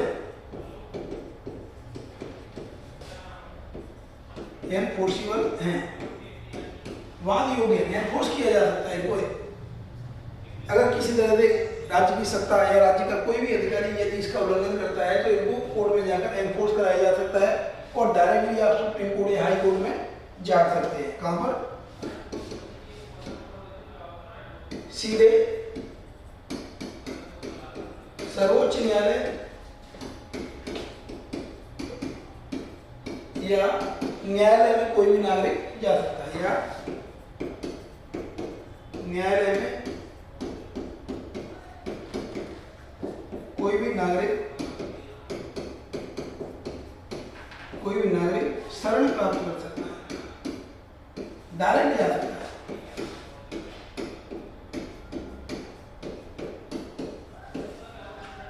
तो मूल अधिकार वाद योग्य, न्याय योग्य, अर्थात इन्हें न्यायालय में लागू कराया जा सकता है। एनफोर्सिबल है, सीधे सर्वोच्च न्यायालय या न्यायालय में कोई भी नागरिक शरण प्राप्त कर सकता है। इस तरह से हम ऐसे प्रावधानों को देख सकते हैं। इस तरह से इनकी विशेषताओं को हम देख सकते हैं। इस प्रकार से कई विशेषताएं होती हैं। अब इस तरह से हमने मूल अधिकारों की कई विशेषताएं देखी। अब मूल अधिकारों की कई सीमाएं भी होती है। प्रकृति को देख लेते हैं पहले। प्रकृति कैसी होती है मूल अधिकारों की? प्रकृति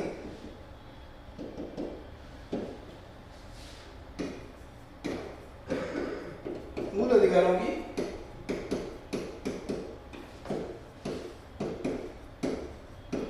प्रकृति, मूल अधिकारों की प्रकृति या नेचर।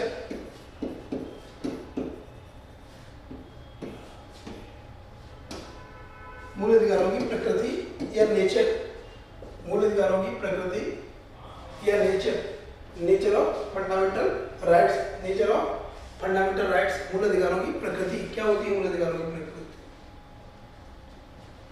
मूल अधिकारों की प्रकृति को अगर हम देखें, फंडामेंटल राइट्स के नेचर को देखें, तो सामान्य रूप से ये नकारात्मक प्रवृत्ति होती है, रूप से नकारात्मक प्रवृत्ति, अर्थात ये क्या करते हैं? राज्य की सत्ता को सीमित करते हैं, राज्य की सत्ता को सीमित करते हैं। राज्य की सत्ता के विरुद्ध ये सामान्य रूप से क्या है? प्राप्त है। सामान्य रूप से राज्य की सत्ता के विरुद्ध प्राप्त है। राज्य की सत्ता को ये सीमित करते हैं, राज्य की सत्ता को सीमित करते हैं। इसके अलावा इनकी प्रकृति को अगर देखें तो वाद योग्य, जैसा कि मैंने ऊपर विशेषता में भी बताया था, वाद योग्य या प्रवर्तनीय है। क्या है? प्रवर्तनीय या एनफोर्सिबल है।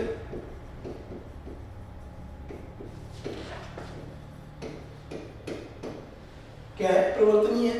बाध योग्य है या प्रवर्तनीय है। मूल अधिकारों की सामान्य रूप से इस तरह से प्रकृति देख सकते हैं। मूल अधिकारों की सीमाएं देख लेते हैं। आखिरकार सीमाएं क्या हैं? अभी हम आर्टिकल 12 से 35 तक देखेंगे, लेकिन मूल अधिकारों की सामान्य रूप से प्रारूप को हम आज समझने का प्रयास कर रहे हैं। मूल अधिकारों के पहले लेक्चर में हम सामान्य रूप से इसको समझने का प्रयास कर रहे हैं कि आखिरकार जो मूल अधिकार हैं, मूल अधिकारों की किस तरह से प्रकृति देखी जा सकती है। इसके अलावा मूल अधिकारों की क्या सीमाएं हम देख सकते हैं। सामान्य रूप से इन सारी चीजों को हम समझने का प्रयास कर रहे हैं।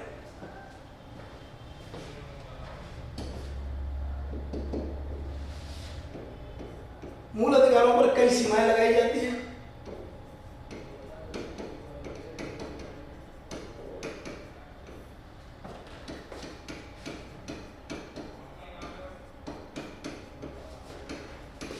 पर कई सीमाएं लगाई गई।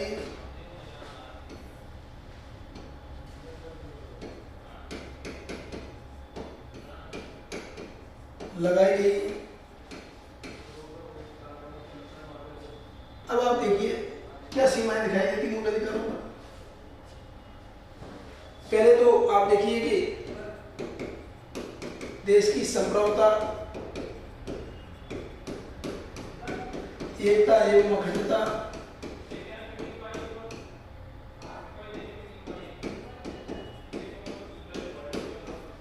देश की संप्रभुता, एकता एवं अखंडता, देश की संप्रभुता, एकता एवं अखंडता, विदेशों के साथ संबंध या विदेशों या मित्र राष्ट्रों के देशों के साथ संबंध प्रभावित नहीं होने चाहिए। संबंध नकारात्मक रूप से प्रभावित नहीं होने चाहिए। तो एकता अखंडता, विदेशों के साथ या मित्र देशों के साथ संबंध। इसके अलावा न्यायपालिका की अवमानना, न्यायिक अवमानना, न्यायिक अवमानना नहीं होनी चाहिए। न्यायिक अवमानना नहीं होनी चाहिए। पता चला कि आपको भाषण और अभिव्यक्ति की आज़ादी दी गई, लेकिन आप ऐसी बात कहते हो जिससे न्यायपालिका की अवमानना होती है, विदेश संबंध खराब होते हैं, तो आपके इन अधिकारों को क्या होगा? इन अधिकारों को सीमित किया जा सकता है। इन अधिकारों को सीमित किया जा सकता है। तो देश की संप्रभुता, एकता एवं अखंडता, विदेशों या मित्र देशों के साथ संबंध, न्यायिक अवमानना इत्यादि के फेवर में क्या है? इन्हें सामान्य रूप से सीमित किया जा सकता है। इन्हें सीमित किया जा सकता है। इसके अलावा अपराध के लिए उद्दीपन करते हैं। अपराध के लिए उद्दीपन,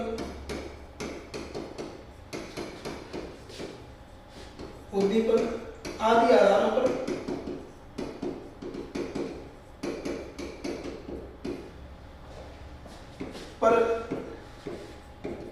युक्ति युक्त निर्बंध लगाया जा सकता है। युक्ति युक्त निर्बंधन, तो देखिए युक्ति युक्त निर्बंधन लगाना ठीक है, रीजनेबल रेस्ट्रिक्शन लगाना ठीक है, कोई बात नहीं, लेकिन कई बार इसका दुरुपयोग भी देखने को मिलता है। आप विशेषकर प्रिवेंटिव डिटेंशन अधिनियम वगैरह का देखेंगे, यूएपीए, राष्ट्रीय सुरक्षा कानून, रासुका इत्यादि को अक्सर लगा दिया जा रहा था। अभी हाल ही में सरकार ने क्या है? इसको सीमित किया है। सरकार ने अभी हाल ही में इसको क्या है? न्यायपालिका ने इस पर कुछ सीमाएं लगाई है। तो इन आधारों पर क्या है? इन आधारों पर, आदि आधारों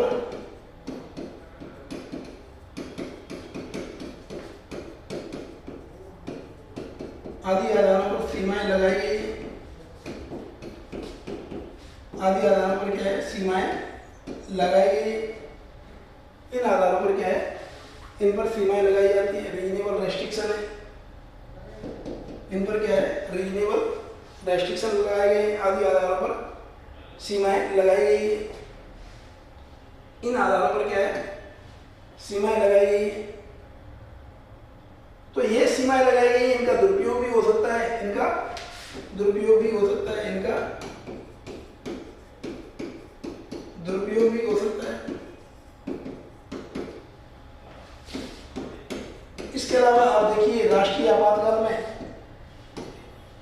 राष्ट्रीय आपातकाल में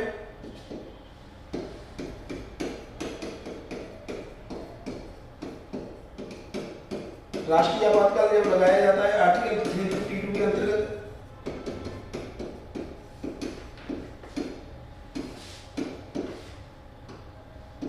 राष्ट्रीय आपातकाल 352 आर्टिकल 352 के अंतर्गत लगाया जाता है, तो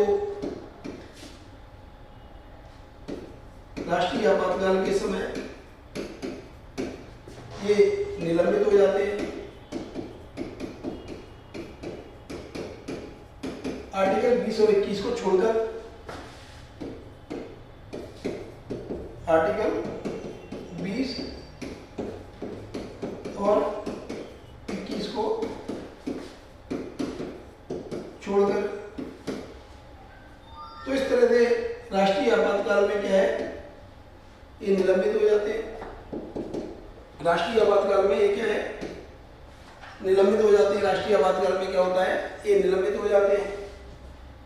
इसके अलावा आप देखिए, जो इंटेलिजेंस एजेंसी है,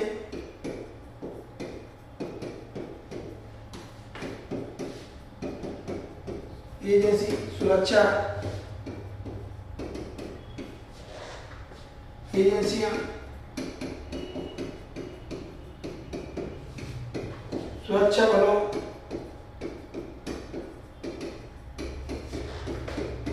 गुप्तचर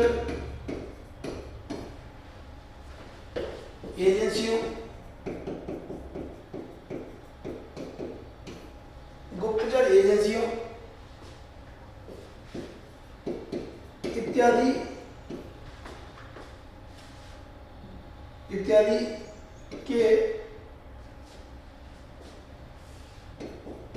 के लिए इन पर अर्थात मूल अधिकारों पर, किन पर, मूल अधिकारों पर प्रतिबंध लगाया जाता है।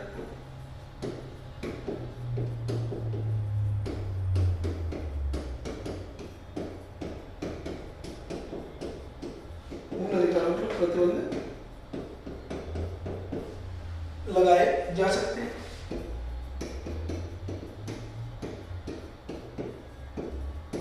मूल अधिकारों पर क्या है, इस तरह से प्रतिबंध लगाए जा सकते हैं। इस तरह की सीमाएं सामान्य रूप से आप देख सकते हैं, कई सीमाएं रखी गई हैं इन पर। अब मूल अधिकारों का महत्व क्या है? मूल अधिकार लोगों के सर्वांगीण विकास के लिए, नागरिकों के सर्वांगीण विकास के लिए आवश्यक होते हैं। प्रस्तावना में जो अधिकार दिए गए, प्रस्तावना में कई तरह से समानता, स्वतंत्रता, न्याय इत्यादि मूल्यों को प्राप्त करने में मूल अधिकार सहायक होते हैं। तो अगर हम इनका महत्व देखें, तो महत्व इस संदर्भ में देखा जा सकता है कि मूल अधिकार संविधान की प्रस्तावना में उल्लिखित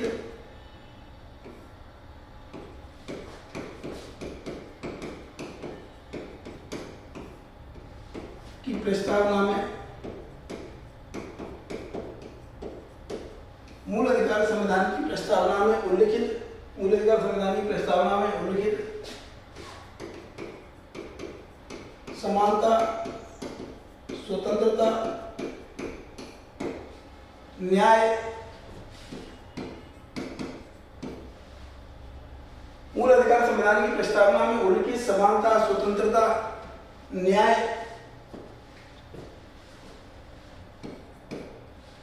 इसके अलावा ये उल्लिखित कई मूल्य हैं। उल्लिखित मूल्य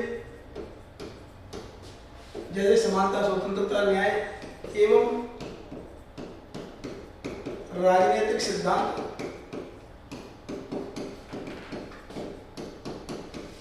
अर्थात पंथ निरपेक्षता या सेकुलरिज्म,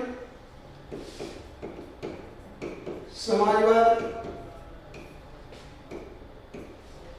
तो मूल अधिकार संविधान की प्रस्तावना में उल्लिखित मूल्य अर्थात समानता, स्वतंत्रता, न्याय एवं राजनीतिक सिद्धांत जैसे पंथ निरपेक्षता एवं समाजवाद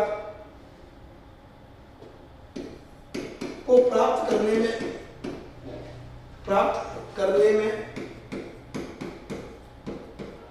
उल्लेखनीय योगदान देते हैं, उल्लेखनीय योगदान देते हैं, उल्लेखनीय योगदान देते हैं। जैसे समानता की बात करें तो समानता का अधिकार दिया गया है किसमें, आर्टिकल 14 से 18 तक आप देख सकते हैं। आर्टिकल 14 से 18 तक क्या लिखा हुआ है, 14 में विधि का शासन है, अर्थात विधि के समक्ष समता और विधियों का समान संरक्षण का प्रावधान किया गया है। विधि के समक्ष समता और विधियों का समान संरक्षण का प्रावधान आपको आर्टिकल 14 में मिल जाएगा। विधि के समक्ष समता और विधियों का समान संरक्षण आर्टिकल 14 में।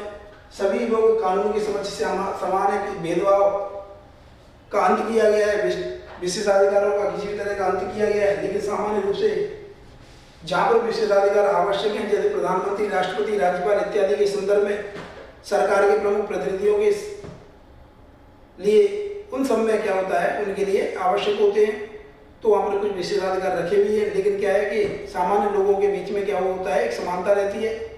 तो विधि के समक्ष समता और विधियों का समान संरक्षण, अर्थात कानून क्या करेगा, समान लोगों में समान न्याय सुनिश्चित करने का प्रयास करेगा। असमान लोगों में असमान न्याय हो सकता है। तो विधि के समक्ष समता अर्थात विशेषाधिकारों का अंत किया गया है। कानून के समक्ष सभी लोग क्या है, समान है। और विधि का समान संरक्षण अर्थात अलग अलग परिस्थितियों में अलग अलग न्याय किया जा सकता है।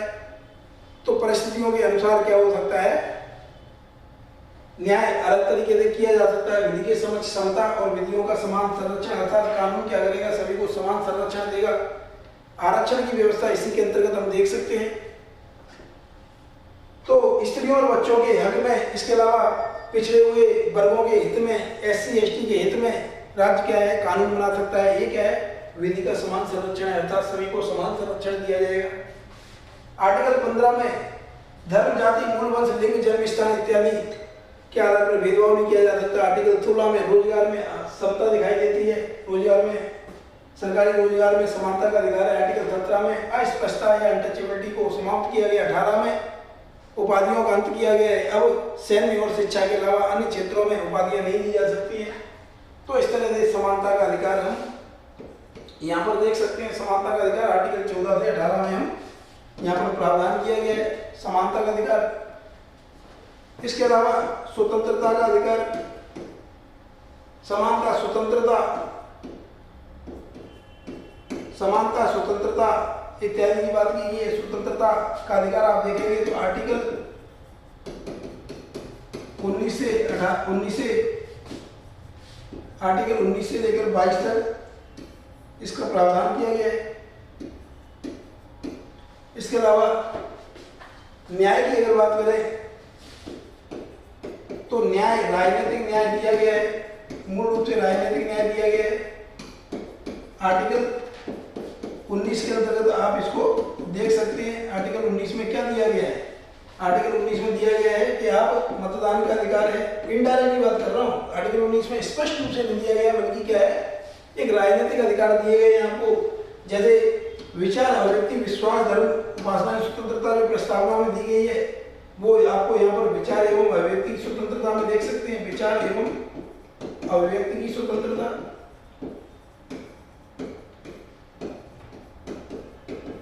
विचार एवं अभिव्यक्ति की स्वतंत्रता। इसके अलावा आप इसमें देख सकते हो कहीं पर भी संगम या संघ बनाने का अधिकार है। संगम या संघ या सहकारी सोसाइटी बनाने का अधिकार है।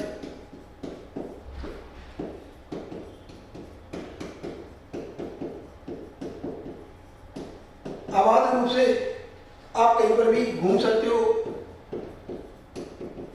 अबाध रूप से विचरण, अबाध रूप से क्या है, विचरण का अधिकार है।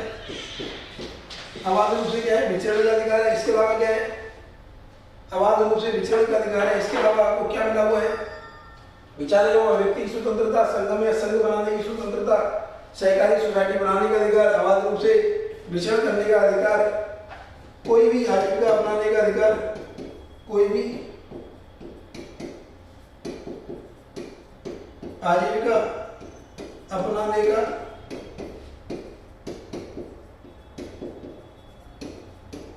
कोई भी आजीविका अपनाने का अधिकार है आपको, कहीं पर भी बस जाने का अधिकार है, कहीं भी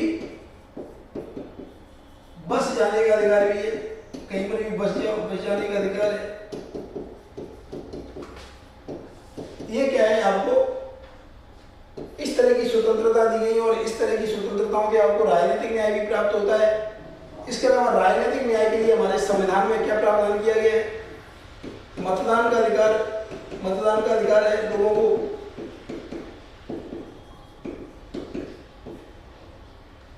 आर्टिकल 226 में आप देख सकते हैं मतदान का अधिकार, एडल्ट फ्रेंचाइज या वयस्क मताधिकार को आप देख सकते हैं।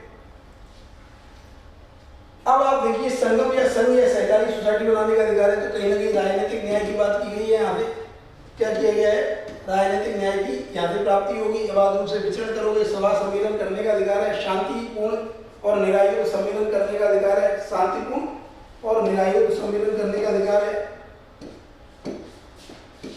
शांतिपूर्ण एवं निरायुध बिना अस्त्र शस्त्र के निरायुध सम्मेलन का अधिकार भी है।